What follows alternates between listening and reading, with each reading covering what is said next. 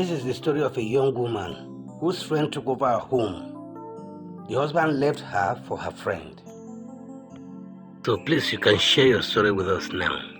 I am starved of love and all emotions by my husband, sake of my nativity, and because I am a church girl whose friend is a socialite. Can you just repeat what you just said?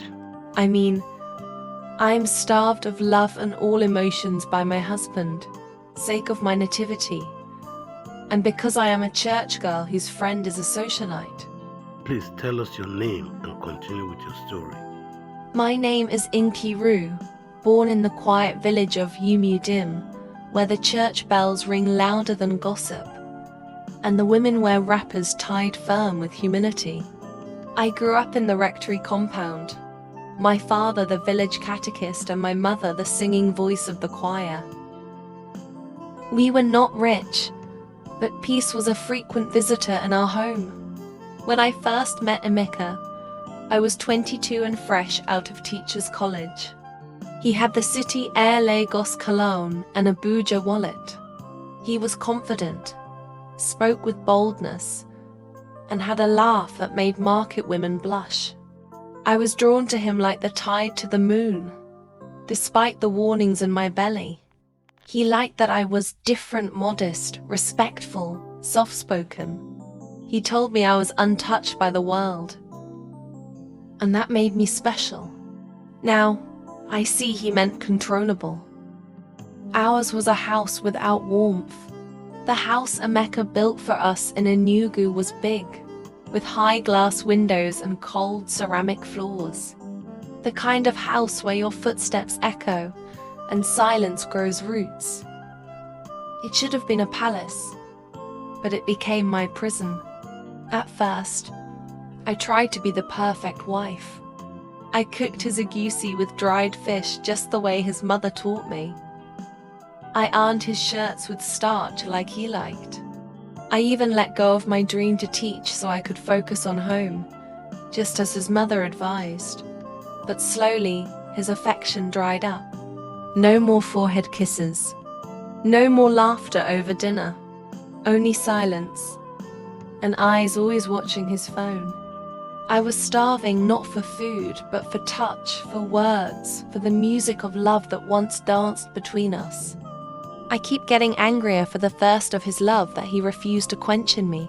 The more angrier I get, the more I yearn for his strong grip and the warmth of his firm physique. If only he knows how I am dying to be loved, kissed and even grinded. He couldn't even notice how empty I feel. In my naive wisdom, Elle tried so much to at least get his attention. Yet he seems not to understand my fireless love advances. Elle was burning inside as Elle couldn't bring myself to tell him to fully perform his duty as a man. It doesn't stop at mere home's comfort, but keeping the inner fire burning too. Then came Chika, my childhood friend who had returned from Ghana, with skin glowing like imported cocoa butter, and lips redder than hibiscus. She wore bodycon dresses, posted selfies with celebrities, and laughed with the boldness of someone who had never begged. As soon as my husband sets his eyes on her, he lightened up as if he was a sport touch waiting to be ignited by the current champion. And to Chika, it was a game she really understood. In a blink they clicked as if they've known themselves for ages. They bonded so much that I can't but feel lost. The church girl, that's what they nicknamed me. But I am a church girl. That's what he forgets. A woman of God is not weak. She is strong in silence, mighty in prayer, fierce in her faith. So I began to rise, 1 inch at a time.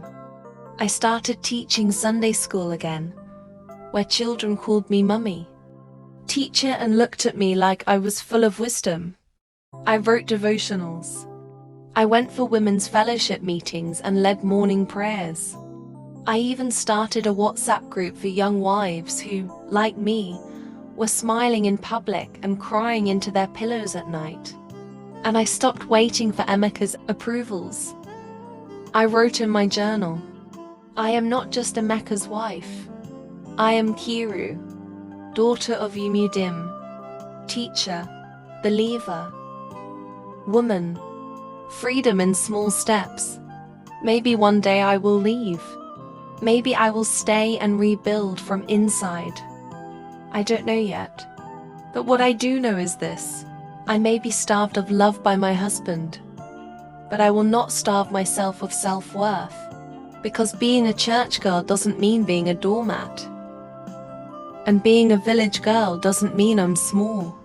My roots are deep, and even without rain, some trees still stand.